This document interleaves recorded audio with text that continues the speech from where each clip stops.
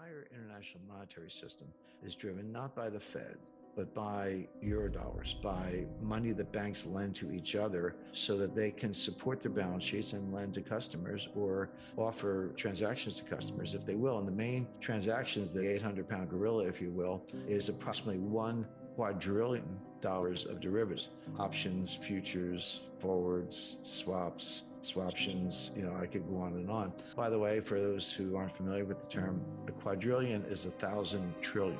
So we've got about 1 quadrillion or 1,000 trillion dollars in derivatives. All of that, almost all of it, has to be backed up by collateral. I could say, if I'm a hedge fund and you're Morgan Stanley and I call you up and say, I want a $5 billion total return equity swap, which is basically a derivative basket of stocks, and I can buy and sell stocks all day long up to 5 billion. It'll be notional. You'll pay me the profit or loss, the dividends, but I don't actually own the stocks. I just have a $5 billion swap with you. And then you go out and maybe buy the stocks and hedge your position. You'll do that for me if I'm a big enough hedge fund or sovereign wealth fund or institution or whatever. But you want collateral. I don't have to give you $5 billion worth of collateral. I just have to give you enough, a little bit of foundation and the mark-to-market losses. So if I lose money on that deal, I will give you that much collateral until such time as we close it out, et cetera. So collateral is the key to the whole quadrillion-dollar structure I described. What can be collateral? Well, basically securities. But we're in a stage now where banks are, and hedge funds and others are becoming suspicious or nervous about each other's credit. And these are the early signs of a global liquidity crisis, which is different than a recession and different than a plain vanilla financial crisis. The liquidity crisis, is when you get ready to turn off the lights. So what's good collateral? Well, it used to be a lot of things, but today banks are saying to each other or to their clients, we don't want your corporates, we don't want your stupid mortgages. We don't even want treasury notes that are past 2 years. We want treasury notes maybe with a haircut or 6-month bills, 4-week bills, 30-day bills, the best, absolute best, most liquid form of collateral.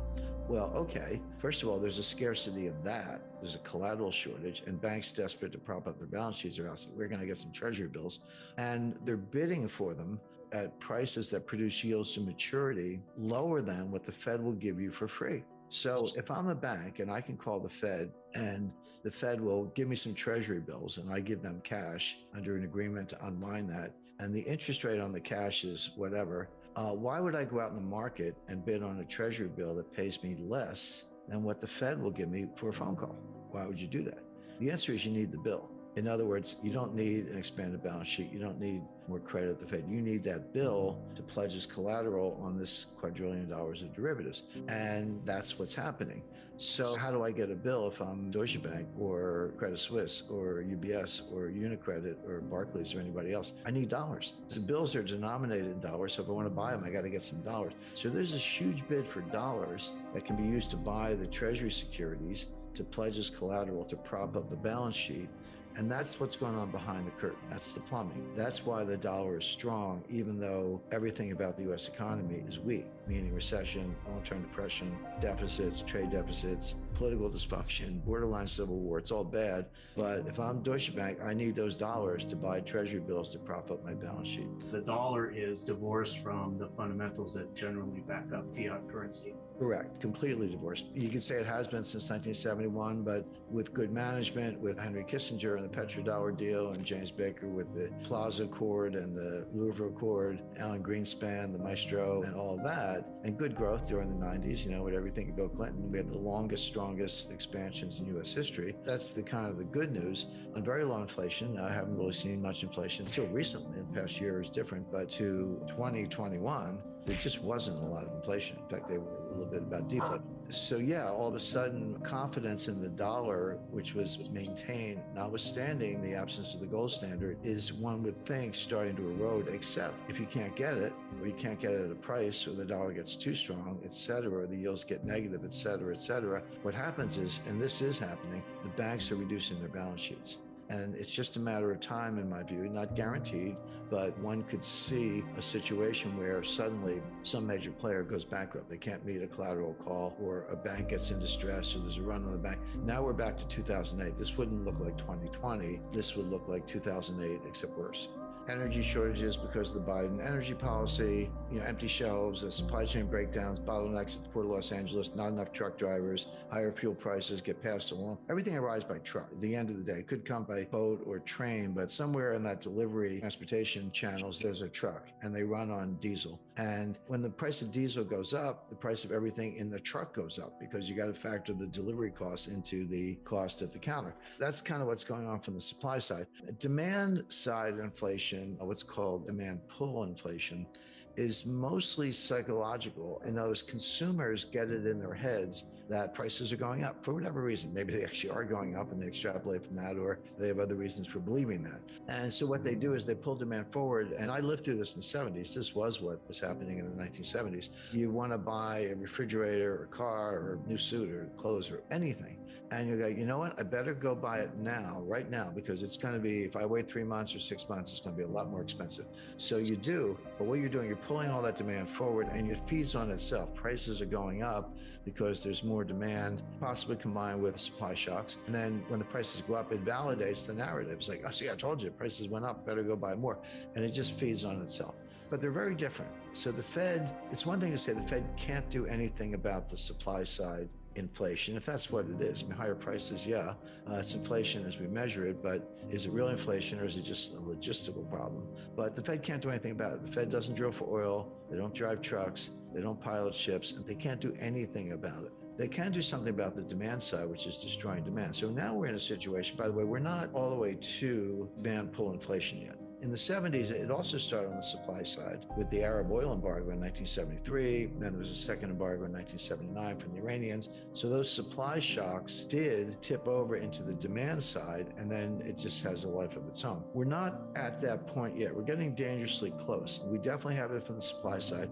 It hasn't yet affected the consumer side of it. In fact, consumers are pulling in their horns. I mean, they say the cure for higher oil prices is higher oil prices. In other words, if the price goes up, people will drive less. Or if you lost your job, you might not be driving at all. So there's another way for those prices to come down, which is the high prices themselves destroy demand by themselves. And then that results in lower prices. And that is happening. We have seen inflation come down a little bit. I know it was higher than a lot of people expected beginning in the middle of last year, but they are starting to come down a little bit right now. But the demand side of it has not yet caught fire. But there is something else the Fed can do. They can destroy demand. So how do they do that? Well, raising interest rates. So what happens? Credit card rates go up, mortgage rates go up, new housing purchases slow down, car financing, leasing rates go up. So people stop buying new cars, etc.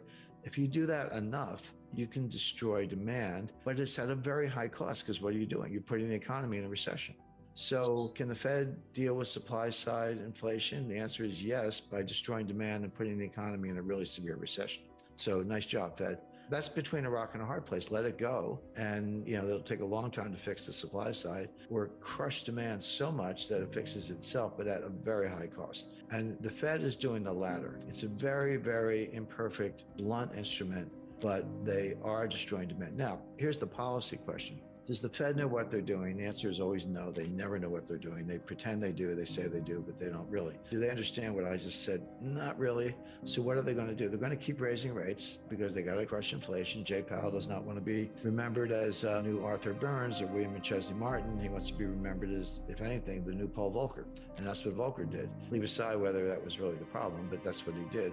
So Powell is going to keep raising rates, and they may raise them 75 basis points in December into 2023.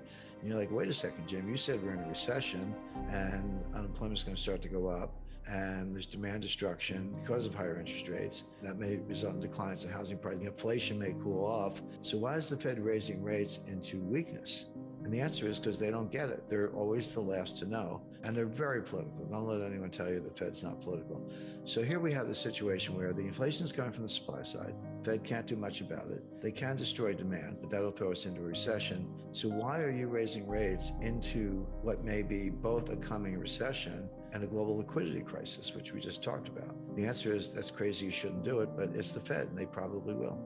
The difference between a recession and a depression, this is not well understood. Recession is very numeric. There is a referee, something called the National Bureau of Economic Research, based in Cambridge, Massachusetts. It's a panel of, I believe, 9, kind of PhD level economists. They decide when a recession started and when it's over, and therefore when the recovery began, et cetera. They're not an official body. The government kind of goes along with what they're saying, but even when they call it, it's their opinion and people are guided by that. But just to be clear, it's not a government agency making these decisions. Their rule of thumb is 2 consecutive quarters of declining GDP. That's the rule of thumb. Now, there's more to it. They look at unemployment, they look at incomes, they look at a number of other factors. But based on the rule of thumb, we're already in a recession. The U.S. had declining GDP in the first quarter of 2022. We had declining GDP in the second quarter of 2022. The loss was not as big, but it's still a loss, still in the red. So we've had the 2 consecutive quarters of declining GDP through, at this point, several revisions by the U.S. government. So based on the rule of thumb, we're in a recession. Now,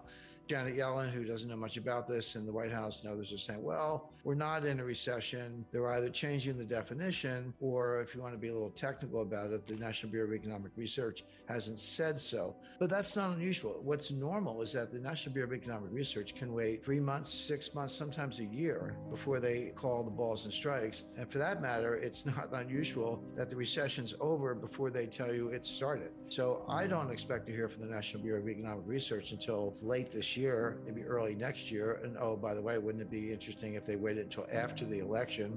So don't underestimate the political twists and all this. I mean, that's definitely there. So I'm not waiting for them. I've seen the 2 consecutive quarters. I believe it's getting worse. The Federal Reserve Bank of Atlanta has a tracker. They're showing the third quarter of 2022. They're showing that in positive territory, but it's been trending down from about 2% to 1.9% to 1.6%, et cetera. That's also not unusual. They have a very interesting statistical method. I give them a lot of credit, but what they do, everyone on Wall Street takes the data. The GDP data comes in, some of it weekly, monthly, quarterly, whatever, and you got to get all the data before you make a final call. So what Wall Street does, they take the data they've got and they extrapolate. They say, well, based on regressions and correlations, et cetera, we think it's going to end up like this. And they're usually wrong. Atlanta Fed does something different. They take the data you've got, instead of extrapolating it, they say, well, what if this is all we had? What if this was the only data we had? And without guessing as to the unfilled pieces of the jigsaw puzzle, we'll give an estimate based on what we know.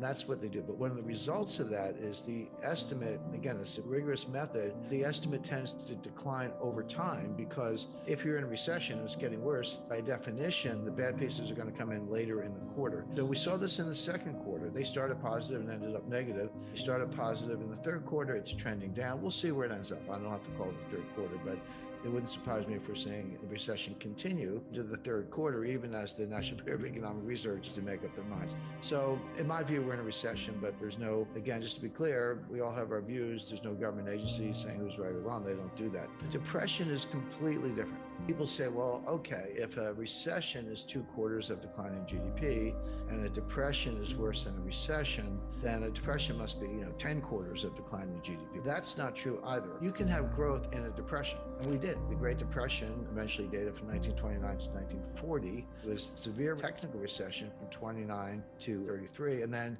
another technical recession in 37 and 38. From 1933 to 1936, the economy grew. Now, the problem was it was growing from a very low base. In other words, unemployment, the first term of the Roosevelt administration, went from like 22% to 12%.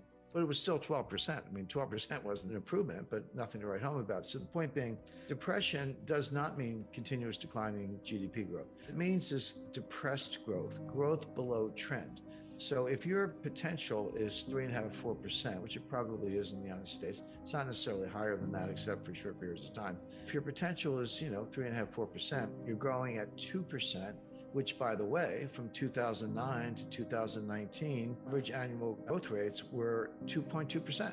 We had 10 years of 2.2%, and not a lot of variance around that. There were no 5% quarters, there was one mildly negative quarter, but it really kind of crowded around that central tendency. But if your potential is 3.5 and your actual is 2, and you have depressed growth, and imagine 2 curves, one's going up like this and the other one's going up like this, that gap between potential and actual, that's depressed growth, that's lost wealth. It's now well into the trillions of dollars lost wealth because we're in a depression. I would argue we've been in a depression since 2007. Now, economists don't like the D word, the word depression, because it doesn't have a rigorous mathematical definition. In a technical recession right now, we'll see if it gets worse. My expectation is it will. We haven't had a depression since the 1940s, and we're not in a recession. So pick your experts, but the White House and the government don't have a very good track record of this. As that relates to the dollar, people say, well, okay, you have massive budget deficits. You have for a while, but they're now multiple trillions of dollars per year. The baseline deficit going into the Biden administration was $1 trillion a year. When I say baseline, it's like that's what the deficit would be if you didn't do anything. Kept all programs going and taxes about the same. But they piled on, actually going back to Trump in the pandemic, $2 trillion relief bill in May, June 2020. There was another approximately $1 trillion relief bill at the end of Trump's term in December 2020. Biden comes in, he's like, well, I can top that. You know, Trump had his relief bill, I'll have mine. And we had the American Recovery Act, or whatever they called it, February of 2021. That was about another $2 trillion on top of that. Then we had the infrastructure bill. That was just under $1 trillion. Now we have, they stopped calling it Build Back Better. That was the worst marketing campaign in history. But the Inflation Reduction Act, which will actually increase inflation, but that's about another $1 trillion. We just had $300 billion of student loan forgiveness. Sounds, you know, like peace, love, and understanding, except the taxpayers have to pay that. When you forgive the student loans, it goes into the budget deficit. People don't understand the accounting, but that's how it works. You don't have a deficit when you make the loan. It's carried on the books as an asset. But if you forgive the loan, you have to write it off. And then that does hit the deficit at that time. So we're talking about, at this point, $5 or $6 trillion on top of baseline deficit. The U.S. debt to GDP ratio is up around 130%, going higher. Who else has like 130% debt to GDP ratio? The answer is Lebanon, Greece, and Italy. That's your lunch table. This is the peer group that the United States is in, not counting Japan. Japan's in a world of its own, but they're much higher. But that's what the modern monetary theorists say. Hey, look at Japan. They're 300%. We could triple the debt and it's all good. That's not correct, but that is what they say, and Congress is acting that way. So with all that, budget deficits, trade deficits, high debt to GDP ratios, out of control spending, et cetera, why is the dollar strong? People are like, well, hey, people should be getting out of the dollar. It looks like the end of the world. Well, it's not, and here's why. There's a dollar shortage around the world. And people say, how can that be? You know, the Fed printed, $7 trillion of money, M0 actually higher than that. I think we're up to 9 trillion. They just flooded the zone with money. And the answer is yes and no. Yes, they did print over $7 trillion of base money, so-called M0. But that money didn't go anywhere. The Fed, how does the Fed print money? Well, they buy bonds from dealers, from the big banks, the so-called primary dealers. So the open market desk at the Federal Reserve Bank of New York calls up Goldman Sachs, they offer 10-year notes. Goldman says, here's a price, okay, done. Goldman delivers the notes to the Fed, and the Fed pays Goldman. And that money comes out of thin air. And Goldman takes the money and gives it back to the Fed as excess reserves. It doesn't go into the real economy. Nobody borrows it, nobody spends it, nobody lends it. All that happens is at the Fed, you're building up both sides of the balance sheet. You're building up the asset side with U.S. Treasury securities, and you're building up the liability side with deposits from the primary dealers in the form of excess reserves. So that money doesn't do anything. I mean, it's printed, if you want to say that, but it has not caused inflation. The inflation comes from, as I discussed earlier, from the supply side.